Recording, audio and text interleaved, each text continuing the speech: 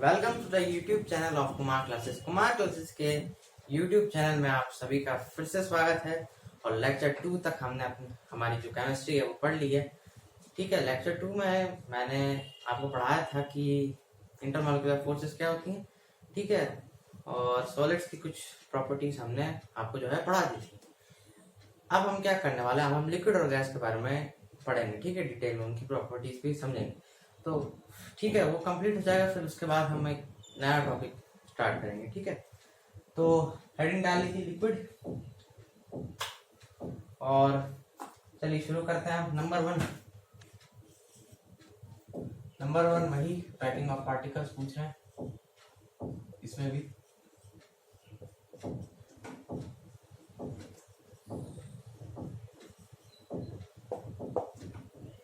Packing of particles देखिए, अब solids का मैंने आपको पिछले लेक्चर में बताया था कि भाई सॉलिड्स के पार्टिकल्स के बीच में क्लोज पैकिंग होती है। ठीक है, इसलिए वो हार्ड होता है टच करने में, इसलिए वो रिजिड होता है। लेकिन लिक्विड तो फ्लूइड होता है। ठीक है, वो हिल भी सकता है, फ्लो कर सकता है। ठीक है, तो इसमें भी लिख देंगे लूज पैकिंग। ये लूज पैकिंग ऑफ पार्टिकल्स की बदौलत ये जो है ये फ्लूइड है, लिक्विड नेचर में लूज पैकिंग।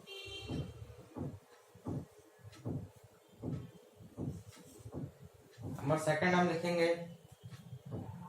इंटरमॉलिक्यूलर फोर्स, मतलब इंटरमॉलिक्यूलर फोर्स ऑफ अट्रैक्शन। ठीक है, एक ही बात।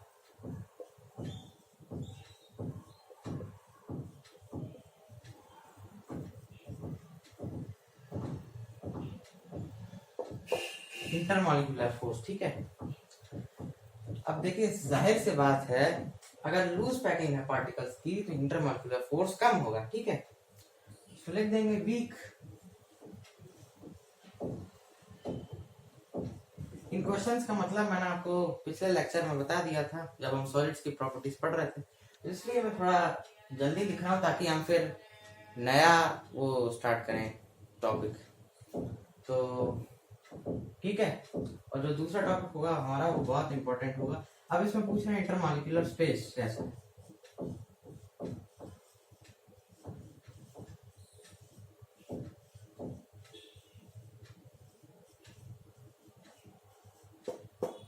अब इस इंटरमॉलिक्यूलर स्पेस कैसा है। ठीक है, मॉलिक्यूलर फोर्स ऑफ अट्रैक्शन अगर वीक है, पार्टिकल्स की पैकिंग लूज पैकिंग है, तो इंटरमॉलिक्यूलर स्पेस होगा मोर देन सॉलिड्स। ठीक है, क्योंकि गैसेस में इससे भी ज्यादा होता है, लिक्विड से भी ज्यादा होता है, वो आप आगे चल के पढ़ेंगे इसी लेक्चर में। तो मोर देन सॉलिड्स लिख देंगे।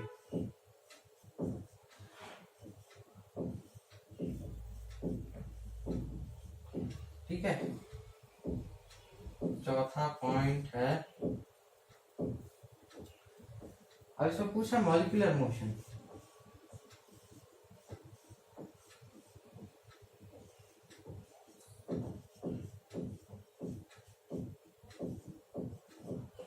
मॉलिक्यूलर मोशन कैसा है। अब सॉलिड्स में तो था भाई ऑसिलेटरी मोशन। ठीक है, वाइब्रेटरी मोशन था सॉलिड्स में। ठीक है, तो इसमें वाइब्रेटरी मोशन नहीं है, इसमें है फ्लूइड।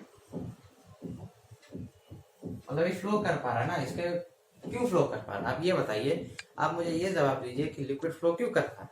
लिक्विड इसलिए फ्लो कर पा रहा है क्योंकि इनके जो पार्टिकल्स हैं वो लूज पैक्ड हैं। ठीक है, वो मूव कर सकते हैं। ठीक है, मूवमेंट शो कर सकते हैं, लेकिन सॉलिड्स के क्लोजली पैक्ड रहते हैं, वो मूव नहीं कर सकते, इसलिए उसका वाइब्रेटरी मोशन है, इसका फ्लूइड। ठीक है, हर तरह का इसमें जो है मूवमेंट हो सकता है लिक्विड में, कोई भी लिक्विड हो, पानी की बात नहीं आती है, जूस हो या कुछ भी हो। ठीक है, अब आप इसको ईमानदारी के साथ वीडियो को पॉज करके लिखेंगे। चलिए लिखे होंगे।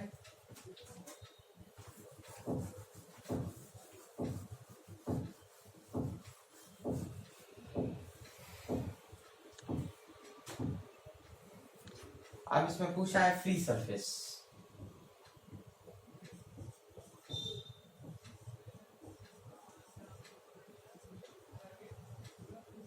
फ्री सरफेस मैंने बताया था कि कौन सा ऐसा सरफेस होता है किसी भी मैटर का जो फ्री है, जो स्टेबल है। ठीक है, और फ्री सरफेस आप बोलेंगे अगर ये फ्लूइड है तो फिर इसका लिक्विड का तो कोई भी ऐसा सरफेस नहीं है जो कि स्टेबल है। लेकिन एक ऐसा सरफेस होता है लिक्विड का जो कि स्टेबल रहता है, ठीक है, वो मूव नहीं करता है। आप इसको ऐसे समझेंगे, ये पानी है पूरा, ठीक है, ये मेरा पानी है, समुंदर कह लीजिए इसको, जो भी कह लीजिए। तो इसका जो नीचे का पार्ट है, ये जो अंदर का जो पानी है, ये तो फ्लो करेगा, लेकिन जो ऊपर का जो ये सरफेस है ना, ये स्टेबल रहता है, ठीक है। आपने गौर फरमाया होगा कि ये जो नीचे का जो पानी है वही हमेशा फ्लो करता है ज्यादातर, और ये स्टेबल रहता है, ठीक है, ऊपर का। तो इसमें लिख देंगे फ्री सरफेस के, इसमें लिख देंगे ओनली वन, और ब्रैकेट में अपर सरफेस। डिटेल में बताना चाहिए।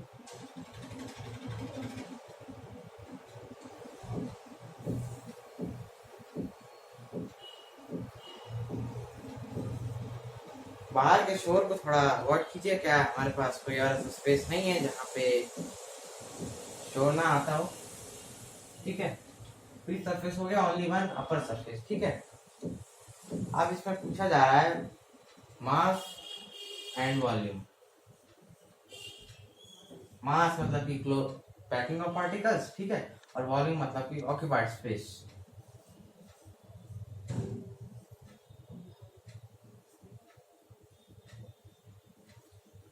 तो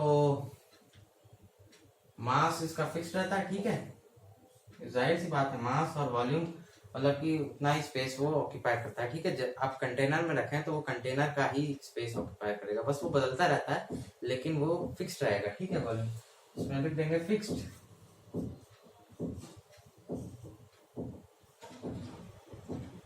मैंने ग्लास में रखा पानी को, तो फिर वो उतना ही सरफेस जो है ऑक्यूपाई करेगा, ठीक है, उससे ज्यादा नहीं फैलेगा। अब इसमें है शेप। शेप फिक्स्ड है कि नहीं? बिल्कुल फिक्स्ड नहीं, नॉट फिक्स्ड। कभी कंटेनर पानी उसका ले लेगा, गिलास का ले लेगा, कभी पानी है ना, कभी टब का ले लेगा, तो कभी किसी और चीज का, ठीक है। तो ये शेप जो है ये फिक्स नहीं होता है। इसको आप लिखेंगे पॉज करके।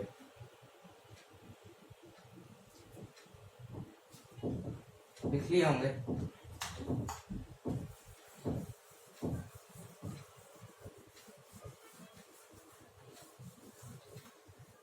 अब है डेंसिटी, ठीक है। कौन सा नंबर है ये? चलिए नंबर नहीं डालते, इसमें स्टार्ट दे देते हैं, ठीक है।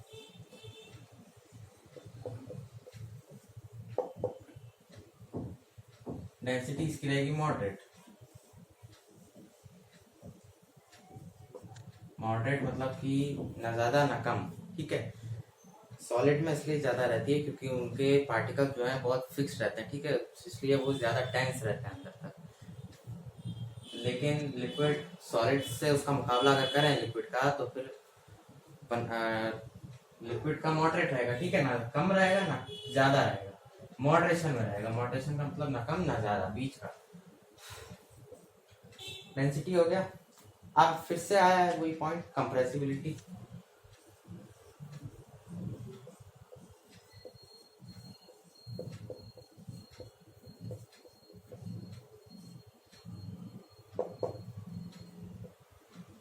अब आप कंप्रेसिबिलिटी पूछें तो आप इसको कंप्रेस कर सकते हैं क्या लिक्विड को? बिल्कुल नहीं कर सकते हैं, जाहिर सी बात है। इसको लिख देंगे नेग्लिजिबल।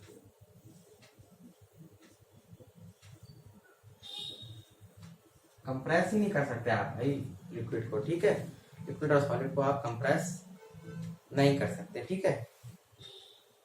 ये 2 पॉइंट लिख लीजिए, फिर हम गैस के बारे में पढ़ेंगे इसी लेक्चर में।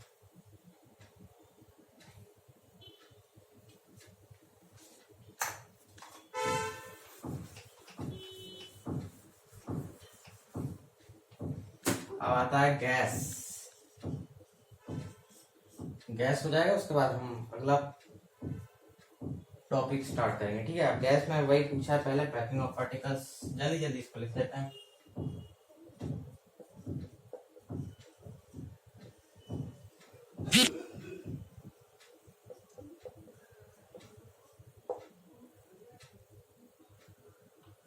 पैकिंग ऑफ पार्टिकल्स बताइए कैसी है।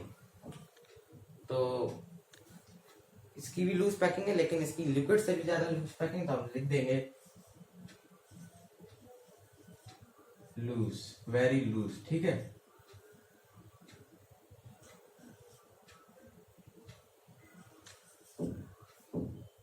और अब इसमें पूछ रहे हैं इंटरमॉलिक्यूलर फोर्स। ठीक है, इंटरमॉलिक्यूलर फोर्स हम बार बार इसको लिख रहे हैं इतना लंबा चौड़ा, तो हम इसको छोटा लिख लेते हैं IFA, intermolecular force of attraction. ठीक है,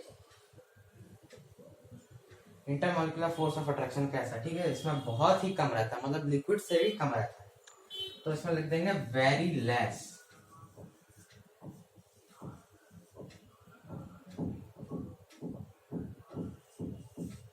अब आता है इंटरमॉलिक्यूलर स्पेस, इसको भी छोटा लिख देंगे इंटरमॉलिक्यूलर स्पेस।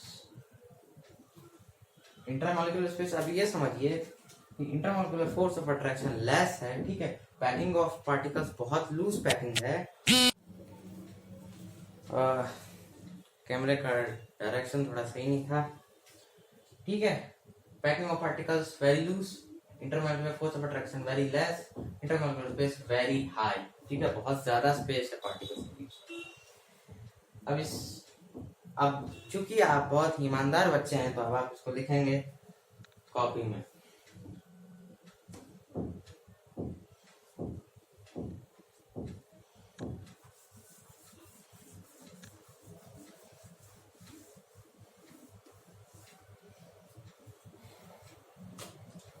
अब इसमें फिर से पूछा है मॉलिक्यूलर मोशन। ठीक है,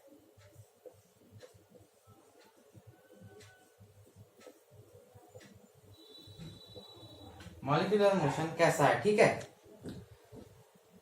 तो इसमें भी आ जाएगा इसमें भी ऐसे लिखेंगे। ठीक है, पार्टिकल्स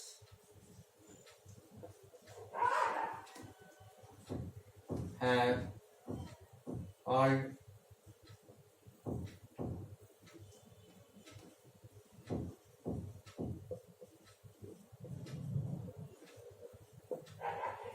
ठीक है,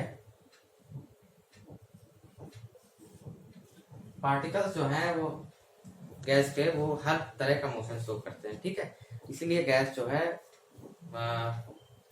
मूव करती रहती है। ठीक है, इसलिए आपके वातावरण में गैस होती है, विंड होती है या कुछ भी गैस है, ऑक्सीजन गैस जो भी है, तो इसलिए गैस जो है मूव करती रहती है। अब इसमें पूछा है फ्री सरफेस।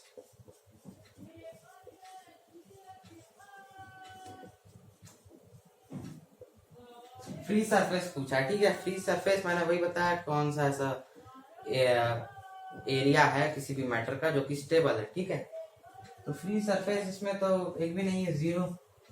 ठीक है, एक भी सरफेस इसका गैस का स्टेबल नहीं है। ठीक है, फिर तो है नहीं, फ्री सरफेस आ गया जीरो। 6th पॉइंट है कंप्रेसिबिलिटी।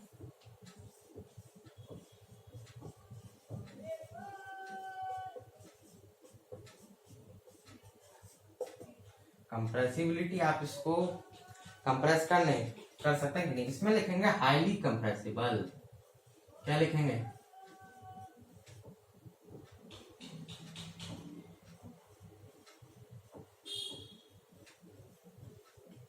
Highly compressible. ठीक है, कंप्रेस आप कर सकते हैं, किसी बलून में रखा है तो आप उसको कंप्रेस कर सकते हैं। ठीक है, ऐसे इस टाइप से जितना बड़ा बलून है, तो आप बलून के अंदर अगर गैस है तो उसको आप कंप्रेस कर सकते हैं। ठीक है, इसको लिख लीजिए। फिर एक बहुत ही इंपॉर्टेंट बात मैं आपको बताने जा रहा हूँ, लिखते होंगे।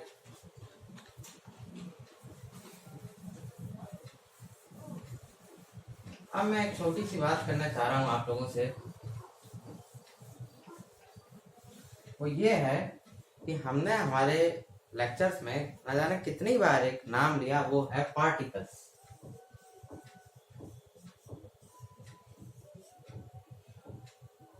पार्टिकल्स, ठीक है, पार्टिकल्स को समझना भी चाहिए। क्या बच्चे जो हैं, जो नए नए आए हैं केमिस्ट्री में, वो थोड़े थोड़े से कंफ्यूज हो जाते हैं पार्टिकल्स में। ठीक है, पार्टिकल्स मैंने आपको बताया था कोई भी मैटर हो तो या तो मॉलिक्यूल से बन के एग्जिस्ट करता है या तो एटम से तो फिर आयन से। ठीक है, मॉलिक्यूल से बनता है तो एटम से होता है या तो आयन से। ठीक है, लेकिन most of the cases molecule से बन करके ही कोई भी मैटर एग्जिस्ट करता है। ठीक है, तो अब बच्चे जो हैं वो मॉलिक्यूल और एटम के बीच में कंफ्यूज हो जाते हैं। आयंस को अभी साइड में रख दीजिए, आयंस अभी आपका विषय नहीं है, मॉलिक्यूल और एटम समझते हैं। ठीक है, मॉलिक्यूल और एटम में वो कंफ्यूज हो जाता है। ठीक है, तो अब मैं यही बताने वाला हूँ कि मॉलिक्यूल और एटम के बीच में डिफरेंस क्या है।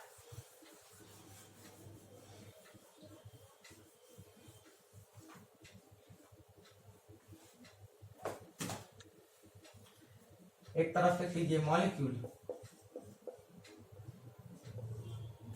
एक तरफ लिख लीजिए एटम। आप ये समझ लीजिए कि मॉलिक्यूल्स का जो है जो एग्जिस्टेंस है वो इंडिपेंडेंट रहता है और एटम्स का एग्जिस्टेंस कभी भी इंडिपेंडेंट नहीं रहता है। ठीक है, जैसे कि आप इसे एग्जांपल समझेंगे, ये सब एग्जांपल से समझने वाली चीज है। ठीक है, ऑक्सीजन गैस है, अगर ऑक्सीजन गैस का मैं एग्जांपल ले रहा हूं, ऑक्सीजन गैस। ठीक है, ऑक्सीजन गैस का फार्मूला क्या है? O2। O2 आपको पता है। ठीक है, तो ये O2 जो है, ये आपने कभी सोचा है कि O2 क्यों बोलते हैं इसको? O2 एक मॉलिक्यूल को रिप्रेजेंट कर रहा है। हाँ, तो क्या बात कर रहे थे हम ऑक्सीजन गैस के बारे में बात कर रहे थे। ठीक है, एग्जांपल लिया था हमने। इस O2 का मतलब आपने कभी समझा है? ये जो साइन है ना, ये ऑक्सीजन गैस के एक मॉलिक्यूल को रिप्रेजेंट कर रहा है। मतलब ये जो है एक मॉलिक्यूल है इसका। और इस 2 को क्यों लिया, आपने कभी सोचा है क्या? इस 2 का मतलब है कि इसका जो एक मॉलिक्यूल है वो 2 एटम से मिलकर के बना, मतलब 2 एटम्स जो है लग गए इसके एक मॉलिक्यूल बनाने के लिए। ठीक है, ये समझ लीजिए। अब एटम्स, इसीलिए मैंने आपसे बोला कि एटम जो है इंडिपेंडेंटली जो है एग्जिस्टेंस नहीं शो करते हैं। ठीक है, ये सिर्फ 2 नहीं हो सकता, ये 3 भी हो सकता है, 4 भी हो सकता है, 4 एटम भी लग सकते हैं एक मॉलिक्यूल बनाने के लिए। जैसे कि सल्फर है, सल्फर आपने सुना है नाम, सल्फर, इसको लिखते हैं एसिड। एसिड का मतलब है इसका जो एक मॉलिक्यूल, ये मॉलिक्यूल है। ठीक है, इसका एक मॉलिक्यूल को बनाने के लिए 8 एटम लग गए। ठीक है, तो एटम्स जो है ना वो इंडिपेंडेंटली एग्जिस्टेंस नहीं दिखाते हैं। ठीक है, वो कंबाइन करके एक मॉलिक्यूल बनाते हैं किसी भी मैटर का। ठीक है, तो ये बातें हो गई। तो आज हमारा लेक्चर नंबर 3 था केमिस्ट्री में, और हमने प्रॉपर्टीज सारी पढ़ ली सॉलिड, लिक्विड और गैस की। ठीक है, अब एक नए मुद्दे के साथ वापस आएंगे लेक्चर नंबर 4 में। ठीक है, और तब तक के लिए प्रैक्टिस करते रहिए। Thank you very much.